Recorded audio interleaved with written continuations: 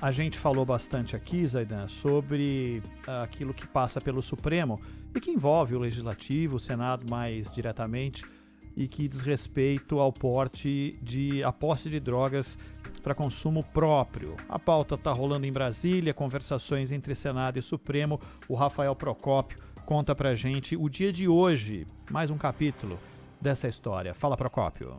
Ronald e Zaidan, boa tarde a vocês, boa tarde a todos que estão nos acompanhando. Logo mais, o Supremo Tribunal Federal retoma o julgamento sobre a descriminalização do porte de drogas para consumo pessoal, especificamente no caso da maconha.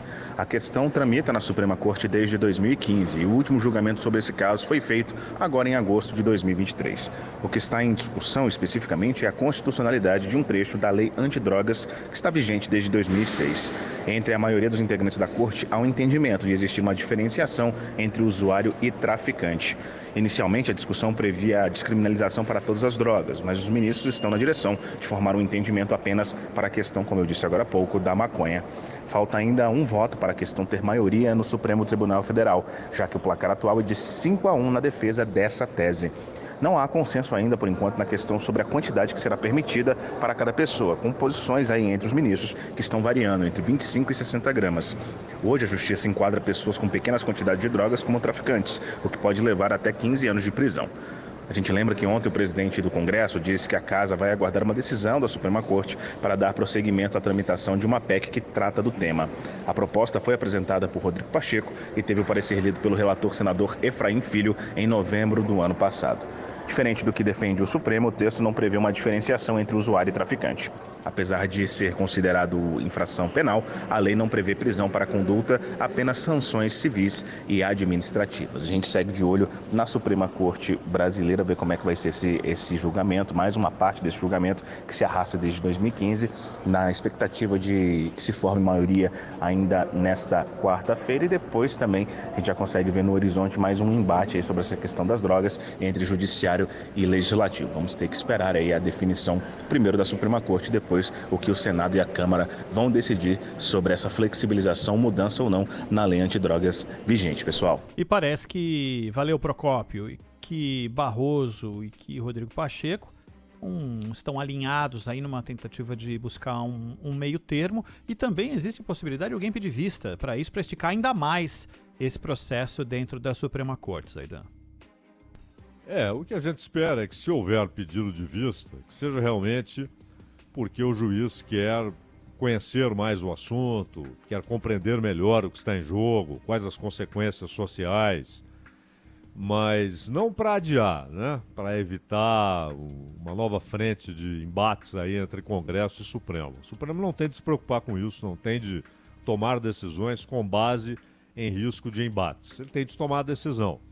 E que pedido de vista só seja feito se houver, de fato, necessidade daquele juiz conhecer melhor o assunto, melhor do que conhece hoje. Agora, Ronald, é uma confusão e um barulhão por algo que, na verdade, não vai mudar a realidade, né? Então, hoje você tem essa chamada, não são nem penas alternativas, né? É um negócio ali, é basicamente um comprometimento civil de fazer isso ou aquilo, não é uma pena por crime. E isso foi feito pelo Congresso. É esquisito quando parlamentares dizem, esquisito e errado, dizem que eles se opõem à posição do Supremo de não criminalizar o porte. Não, eles se opõem à posição do Congresso. Essa foi uma decisão do Congresso Nacional, que tem todo o direito legal, constitucional, a autoridade popular, para voltar a tratar como algo punível de prisão. Pode ser, punível por prisão, com prisão, pode ser.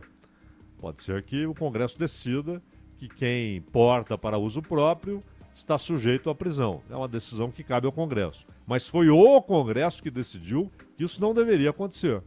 Aquele que porta para consumo próprio não deve ser preso. E acabou, essa é a realidade. O que o Supremo vai decidir não vai mudar essa realidade. Agora, é claro que é esquisito quando você vê um juiz falando, eu penso que 25 gramas, como o Barroso.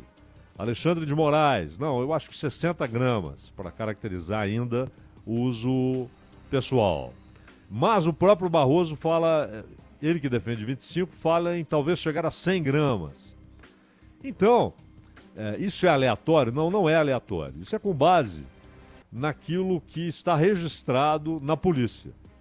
Ou seja, casos em que ficou constatado que não era para tráfico. O sujeito tinha 60 gramas, ou tinha 80 gramas, ou 75 gramas.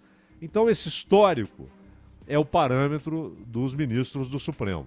Mas não haverá qualquer mudança em relação à legislação atual de não tratar como algo que pode ser punido com prisão. Essa foi uma decisão do Congresso. Os caras estão brigando com uma decisão do Congresso. Podem mudar? Eles têm esse direito? Tem.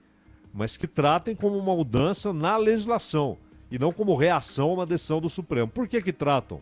Porque virou uma bandeira populista. Não é? Você dizer que está em choque com o Supremo, que o Supremo está avançando as linhas, você está resistindo, isso agrada a uma parte do eleitorado, obviamente a parte do eleitorado que elegeu esses caras que tem esse discurso, Ronald. Não sei se você vê assim também. O que me preocupa é o seguinte, Saidan, tem muita gente, eu recebi muita mensagem ontem ao longo do programa, daquilo que conversamos sobre esse mesmo tema, de gente falando assim, mas o cara vai ser considerado um não traficante, mas ele vai comprar de quem essa droga? Do traficante. Deixa eu só contar uma história rápida aqui. Existe uma indústria poderosa, competente, organizada, financeiramente estruturada, que não é de traficantes. Não é de traficantes. É de quem está montando estruturas para fornecer tecnologia para quem quiser fazer plantio de maconha. Tá? Só para contar rapidamente por que eu tive contato com isso. Outro dia, Zaidan, andando perto de casa, eu tinha... Nem sei se contei já essa história no ar, mas eu queria comprar uma muda de planta, porque eu queria plantar. E vi um lugar e me deu a impressão de que era um lugar que vendia isso. Terra, muda, essas coisas assim, de jardinagem, né? E eu entrei lá pra perguntar. E falei com o rapaz, vocês lidam com mudas aqui e tal? Ele falou, não, esse não é o nosso negócio. Mas vem aqui, eu vou te mostrar. E por acaso, eu tava passeando com meu cachorro. Eu entrei lá e comecei a conhecer. É um prédio de 3 andares em que eles vendem todos os tipos de fertilizante, os mais caros do planeta, estufas, mudas, todo tipo de estrutura para plantação indoor, plantação em casa, que serve para qualquer coisa. Mas é óbvio que eles estão se preparando para a possibilidade de cultivo residencial de maconha. Isso é uma realidade para uso medicinal, para consumo do jeito que a pessoa quiser. E eu entendo que o cara dentro da lei faz o que bem quiser da vida, ele tem que poder fazer, plantar, colher, fumar, fazer o que ele bem entender, se estiver dentro da lei. Torço para que rapidamente isso seja resolvido. Existe uma estrutura e precisa acabar com esse estereótipo de que o cara que estiver com 1 grama de maconha, obrigatoriamente esse sujeito está alimentando o tráfico de drogas.